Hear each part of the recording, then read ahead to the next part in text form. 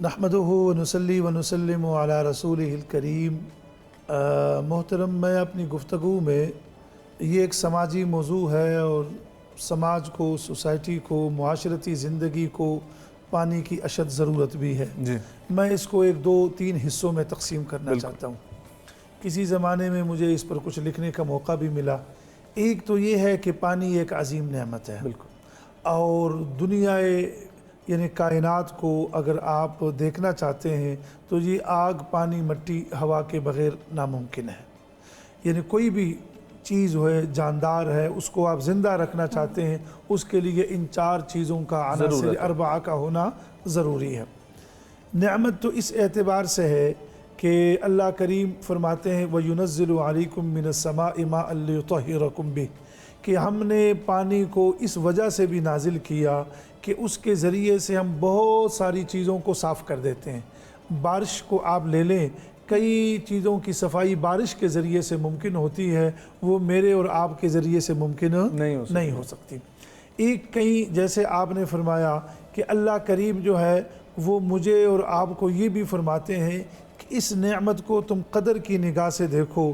مثلا سورۃ الملک کی آخری آیت ہے قُلْ أَرَأَيْتُمْ إِنْ أَصْبَحَ مَاؤُكُمْ غَوْرًا فَمَنْ يَأْتِيكُمْ بِمَاءٍ مَعِينٍ، کہ آپ فرما دیجئے کہ اگر رات کے وقت میں تم سو جاؤ اور اس پانی کو میں نیچے لے جاؤں تو کون سی ایسی ذات ہے جو اس پانی کو اوپر بہتا ہوا لے کر آئے؟ بہتا ہوا، چشمے بہہ رہے ہوتے نا۔ مطلب یہ ہے کہ اس پانی کو اللہ کریم جو ہے جب اوپر سے اتارتے ہیں تو وہ خود فرماتے ہیں کہ میں ماء بقدر، کہ میں اس کو اندازے سے اتارتا ہوں۔ یہ گزشتہ دنوں میں کچھ بہت زیادہ وہ بادلوں سے پانی نیچے آیا، ہمارے لیے ممکن نہیں تھا۔ فَأَسْكَنَّاهُ فِي الْأَرْضِ، پھر میں اس کو زمین میں ٹھہراتا ہوں۔ اللہ کریم خود چونکہ میرے لیے اور آپ کے لیے اتنے حوض بنانا ممکن نہیں ہے۔ وَإِنَّا عَلَى ذَهَابٍ بِهِ لَقَادِرُونَ، اور اس پانی کو لے جانے پر بھی ہم قادر ہیں۔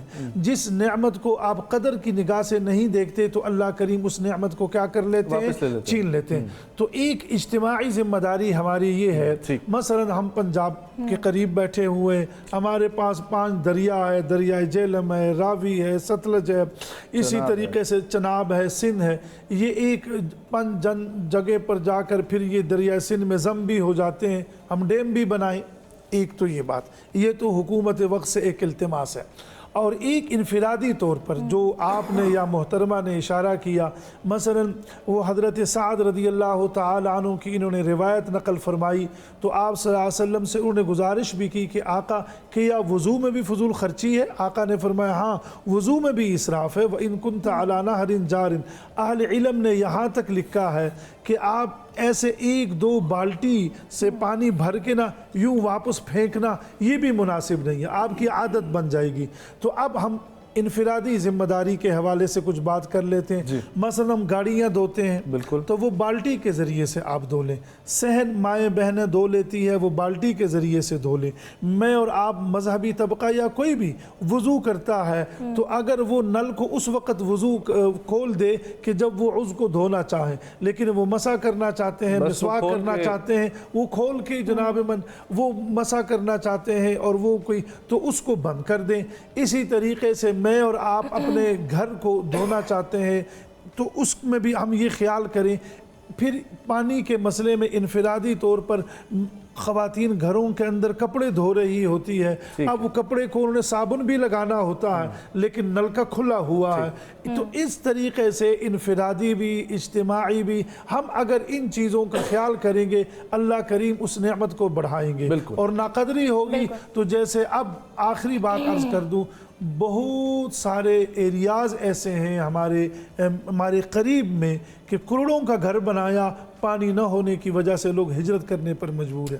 ہم نے بلوچستان میں نے خود دیکھا، سندھ میں ایسے علاقے دیکھے کہ یقین جانیے کہ ایک ہی جگہ سے جانور بھی پانی پی رہے ہوتے ہیں اور جناب انسان بھی، اور بچیاں بھی ادھر سے پانی کیا کر رہی ہوتی ہے۔ ہم سب بھی گئے، ہم نے وہاں دیکھا ڈاڈر میں، ہرنائی میں، یہ میں ان جگہوں کا نام لے رہا ہوں کہ وہاں پر اس طریقے سے لوگ بارش کے پانی کے منتظر ہوتے ہیں۔ تو جن کے ہاں یہ نعمت ہے ان کو چاہیے کہ اس کو قدر کی نگاہ سے دیکھیں۔